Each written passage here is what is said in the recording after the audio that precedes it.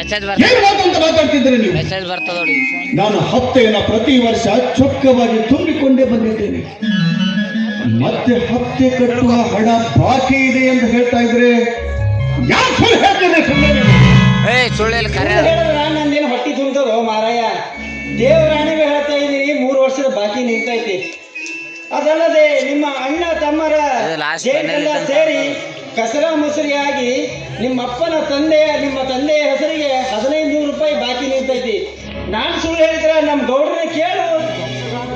ಹೌದು ಶಿವಪ್ಪ, ಕಟುಬಾಕಿ ಇದ್ದುದು ನಿಜ. ಮೇಲಿನವರು ನಮಗೆ ಒತ್ತಡ ಹಾಕಿದ್ದಾರೆ. ಅದಕ್ಕಾಗಿ ಎಲ್ಲರೂ ಸೇರಿ ಬಂದಿದ್ದೇವೆ. ಬೇಗನೆ ಹಣ ಕಟ್ಟಿಬಿಡಿ. ಗೌಡ್ರೆ, ಪ್ರತಿ ವರ್ಷ ನಾವು ಹಣ ಕಟ್ಟುತ್ತಾ ಬಂದಿದ್ದೇವೆ ಅಂದ ಮೇಲೆ ಈಗ ನಾವು ಹಣ ಕಟ್ಟುವುದಿಲ್ಲ.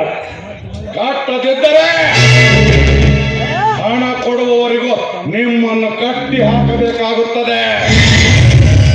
ನಮ್ಮನ್ನು ಕಟ್ಟಿ ಹಾಕುತ್ತೇನೆಂದು ಅಷ್ಟೊಂದು ದಿಟ್ಟತನದಿಂದ ಮಾತನಾಡುತ್ತಿರುವಲ್ಲ ನೀನೇನು ಈ ತಲಾಟೆ ಕೈಯಲ್ಲಿರುವ ವಾಲಿಕನ? ಶಕ್ತಿ, ಇಡೀ ಜಿಲ್ಲೆಗೆ ರೈತರ ಅಧ್ಯಕ್ಷರಾದ ನನಗೆ ಹತ್ತು ಮೀರಿ ಮಾತನಾಡಿದರೆ ಗುದ್ದಿ ನಿನ್ನನ್ನು ಕೊಲ್ಲಬೇಕಾಗುತ್ತದೆ. ಎಚ್ಚರ. ನನಗೆ ಕೀರ್ತಿ ಪೂರ್ತಿ ಹೇಳಿ ನನ್ನ ಮೇಲೆ ಅಧಿಕಾರ ನಡೆಸಲಿಕ್ಕೆ ನೀನೇನು ತಾಲೂಕು ತಹಸೀಲ್ದಾರರು? ಹೆಚ್ಚಿಗೆ ಮಾತನಾಡದೆ ಅದನ್ನು ದಾಟಿ ನನ್ನ ಮನೆಯಿಂದ. ನಿನ್ನೆದುರಿಗೆ ನಿನ್ನ ತಮ್ಮನಿಂದ ನನಗೆ ಅವಾಚ್ಯ ಶಬ್ದವನ್ನು ಆಡಿಸ್ತೀಯಾ ಮಗನೇ? ಎಷ್ಟು ಸೊಕ್ಕು ಬಂದಿರಲೇ ಗೌಡ್ರೆ, ಬಾಯಿ ಬಿಗಿ ಹಿಡಿದು ಮಾತನಾಡಿ. ನನ್ನ ಮನೆಯ ಅನ್ನ ತಿಂದು ಜಳದ ದೇಹಕ್ಕೆ ಸೊಕ್ಕಿನ ಬಗ್ಗೆ ಮಾತನಾಡುತ್ತಿರಲ್ಲ. ನೀನೇನು ನಮ್ಮಪ್ಪನ ರಕ್ತಕ್ಕೆ ಹುಟ್ಟಿದವನಲ್ಲ. ತಿಂದು ಬೆಳೆದ ದೇಹ. ಸೊಕ್ಕಿನ ಸೂಳ ಮಗನೇ,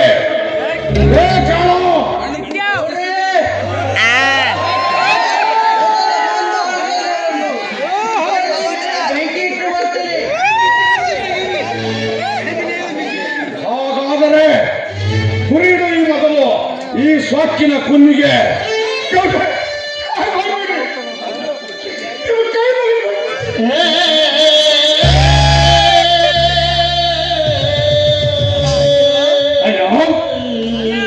ಏನ್ ಮಾತನಾಡುತ್ತೀನಿ? ನನ್ನ ಎದೆಗೆ ಗುರಿ ಇಡುವ ಮೊದಲು ನಿನ್ನ ಆಜ್ಞೆ ಆದರೆ ಈ ಮೂವರ ಚೆಂಡನ್ನು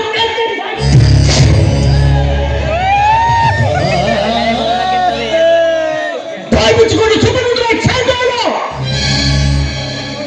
ಹಿರಿಯರಿಗೆ ಎದುರು ಮಾತನಾಡಬಾರದು ಅನ್ನೋದು ಅರಿವಿಲ್ಲ ನಿನಗೆ?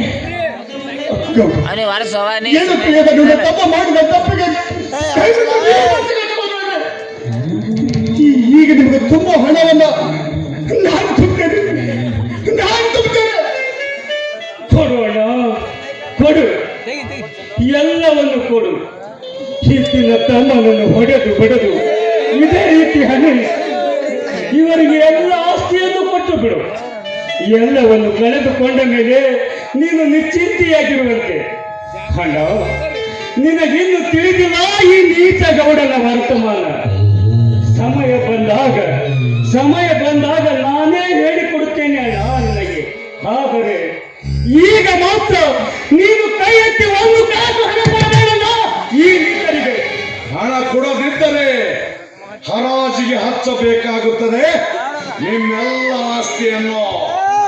ಸ್ವಲ್ಪ ಹಣ ಸಲುವಾಗಿ ಯಾಕಿಷ್ಟು ಜಗಳ ಮಾಡ್ಕೋತೀಯಪ್ಪ ಶಿವಪ್ಪ? ನೀನು ತಿಳಿದವೈತಿ, ಮೇಲಾಗಿ ಊರಿಗೆ ನೀನೇ ದೊಡ್ಡ ರೈತ. ನೀನೇ ನಿನ್ನ ತಮ್ಮನೊಂದಿಗೆ ಹೀಗೆ ಚೀರಾಡಿ ರೇಗಾಡಿದರ ನೀವು ಮಾತ್ರ ಹುಚ್ಚರಾಗೋದು ಖಂಡಿತ. ತಲಾಟಿ, ನಿನ್ನ ಕೆಲಸ ಎಷ್ಟು ಅಷ್ಟು ಮಾತನಾಡು. ಅದನ್ನು ಬಿಟ್ಟು ಹೆಚ್ಚಿಗೆ ಮಾತನಾಡಿದ್ದೆ ಆದರೆ ನಿನ್ನ ಕತ್ತು ಇನ್ನೊಂದು ಬಾರಿ ಅವರಿಗೆ ಎದುರು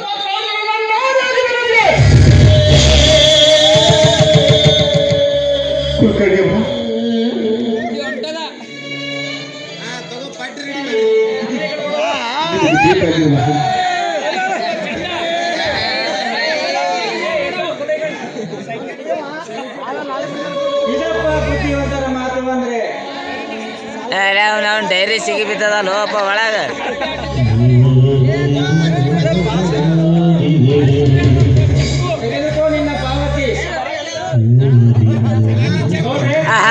ಜೊತೆ ಬಟ್ಟೆ ತಂದಿರಾ ಇಲ್ಲಿ? ಆಯ್ತು, ಇನ್ನು ಹೋಗೋಣ.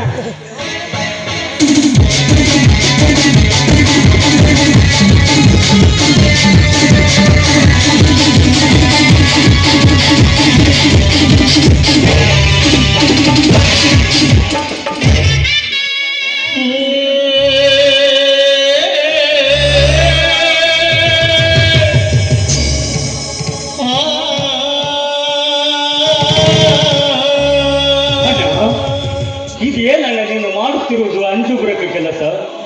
ಇವರಿಗೆ ಹೆದರಿ ಎಷ್ಟೆಲ್ಲ ಹಣದಿಂದ ಹಾಳಾಗುತ್ತೀಯಣ್ಣ. ಎಲ್ಲಿದೆ ನನ್ನ ಸತ್ಯದ ಮಾತು?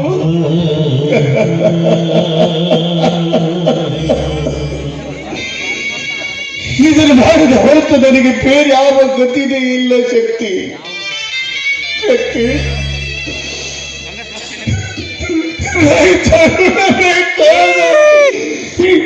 ಈ ಕರ್ಮ ಕಾಂಡ ಒಂದು ಅಂಟುಕೊಂಡಿದೆ ನಮಗೆ.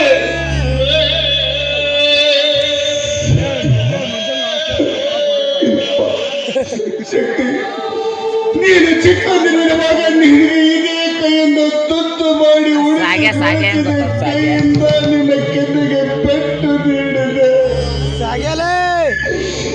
ನಮಗೆ ಜನ್ಮ ನೀಡಿದ ತಂದೆ ತಾಯಿ ನಿನ್ನ 6 ತಿಂಗಳ ಕೂಸಿರುವಾಗ ಶಿವ ಶಕ್ತಿಯನ್ನು ನಿನ್ನ ಕೈಗೆ ಕೊಟ್ಟು ಹೋಗ್ತಾ ಇದ್ದಾರೆ. ನಾವು ನನ್ನ ಕಣ್ಣನ್ನು ಕಣ್ಣಿಟ್ಟು ಜೋಪಾನ ಮಾಡುವ ಕರ್ತವ್ಯ ನಿಂದು ಅಂತ ಹೇಳಿದ್ರು. ನನ್ನ ಹೆತ್ತ ತಂದೆ ತಾಯಿ ಹೇಳಿದ್ರ ಪ್ರಕಾರ ನಿನ್ನಲ್ಲಿ ಕಣ್ಣಲ್ಲಿ ಕಣ್ಣಿಟ್ಟು ನಿನ್ನನ್ನು ಜೋಪಾನ ಮಾಡಿದೆ. ದಿನನಿತ್ಯ ತುತ್ತು ಮಾಡಿ ಉಳಿಸಿದ ಇದೇ ಕೈಯಿಂದ ನಿನ್ನ ಕೆನ್ನೆಗೆ ಪೆಟ್ಟು ನೀಡಿದೆ.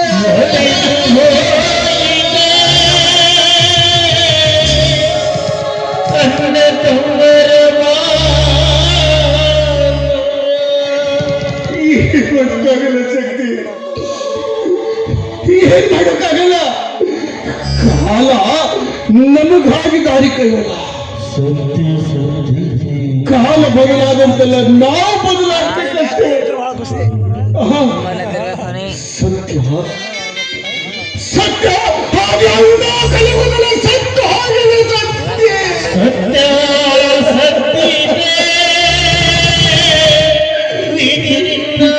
ಈಗ ಈ ರೈತನು ಉಣಬೇಕಾದ ಕರ್ಮ ಕಾರಣವನ್ನು ಅಂಟಿಕೊಂಡು ರೈತ ಬೆಳೆದ ಬೆಳೆಗಳೆಲ್ಲ ಎಂತ ಚಾಂಡವರಿಗೆ ಹಂಚಿ ರೈತ ಕುಟುಂಬಗಳೆಲ್ಲ ಹಾಳಾಗಿ ಹಳ್ಳ ಹಿಡಿದು ಹೋಗ್ತಾ ಇದ್ದಾವೆ.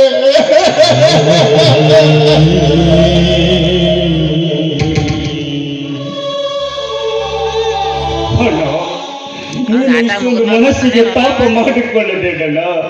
ನನಗೆ ತುಟ್ಟಿ ಬುದ್ಧಿ ಹೇಳುವ ತಂದೆ ಸ್ಥಾನದಲ್ಲಿರುವ ನೀನು ನನಗೆ ತುಟ್ಟಿ ಬಿಟ್ಟರೆ ಮತ್ತಾರು ಹೇಳು. ಬೇಜಾರಿಲ್ಲಲ್ಲ.